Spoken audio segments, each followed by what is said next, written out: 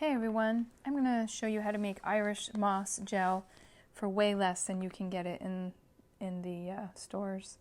So this is the bag. This is what I order off of Amazon, which is around $49 a pound, and that's a pound. And if you subscribe to them, you can get it for $44 a pound. I do not work for Amazon. I'm just showing you where to get it. And this is what it looks like dried, and the bowl behind it is soaked for 2 days. That Irish moss has been soaking for 2 days.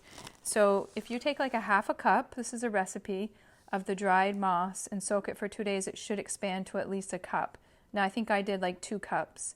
So I've got probably 4 cups here of Irish moss because I make a lot of it and put it in the refrigerator.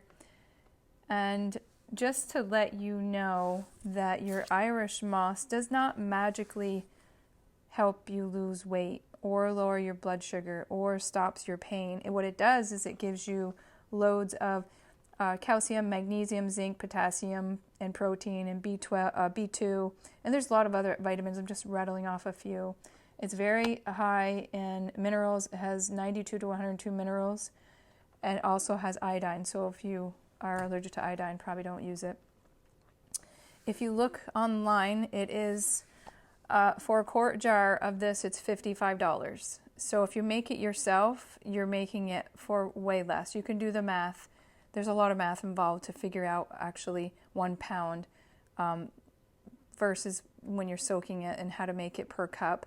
I have not broken it down yet, but these are the cherries that I use. You can use any fruit you want. You can actually use this plain if you'd like.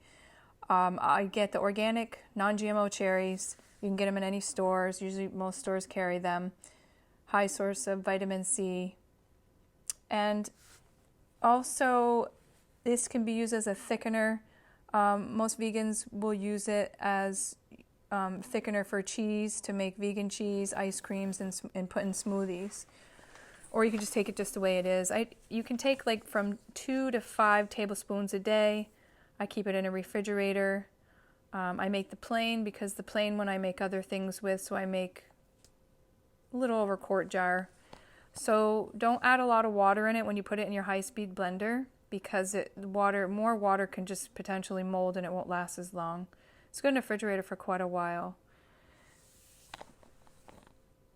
So these are the two. So together I have a little bit over, like maybe a quart jar and a half. And that's just some sprinkled on my bananas. Enjoy. Peace.